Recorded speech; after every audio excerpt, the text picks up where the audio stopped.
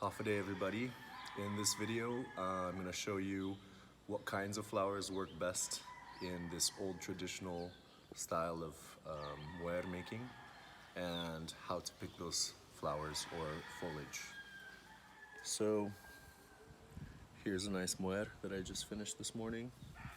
You can see in the back, you're braiding the whole thing. So it's important that everything you put in it has about that much stem, maybe an inch or 2 inches. You can always trim it to make it shorter. You can't make it longer once you pick it. And the key is a pattern. So I'm just repeating all of these. Another important thing to note is how many of each item you're gonna put in here.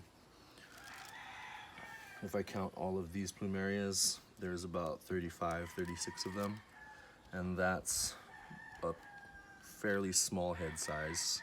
So for a bigger head, you might want maybe 40. Let's take a look at some of my favorite flowers that are common around the island, and they also are pretty representative of the foliage that's native or indigenous or very common here. Plumerias, of course. Keep in mind that the mwaar is not just a visual experience, but it appeals to all senses. The touch of the foliage that you put in, the smell. I always love choosing fragrant flowers and leaves. Plumerias are a favorite. Bougainvillea, of course, comes in a lot of different colors. Another advantage to the plumeria is that it has a perfect size stem and it stays together really well. It also stays fresh for many days if you keep it refrigerated. When you pick Bougainvillea, the trick is when you weave it into the lei, you'll use the stem part about that long. The rest of it breaks off pretty easily. This is pretty common around the island. I don't know the Chamorro or Hurufalawash name, but the Hawaiian name is Ohaiali'i. This has a really flexible stem and there's plenty of room for it to be woven in. And then another one of my favorite greens is this fern.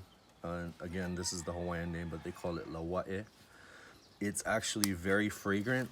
Once it's broken, it smells a little bit like vanilla and of course green. And it lasts a long time like plumerias. It refrigerates really well.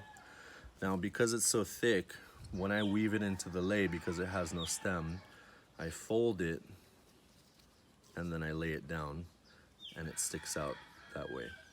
So keep all of those things in mind when you're looking for foliage. Another one of my favorites that I have to mention is langilang, of course. It smells wonderful, representative of our people and our culture. Everybody loves it.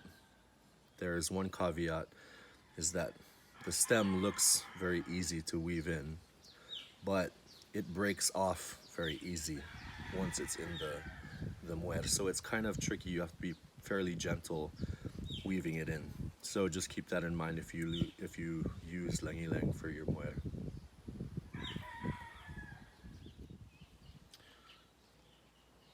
Another important aspect of making this traditional type of mwaar is the tea leaf. You'll need 3 of these to make one mwaar.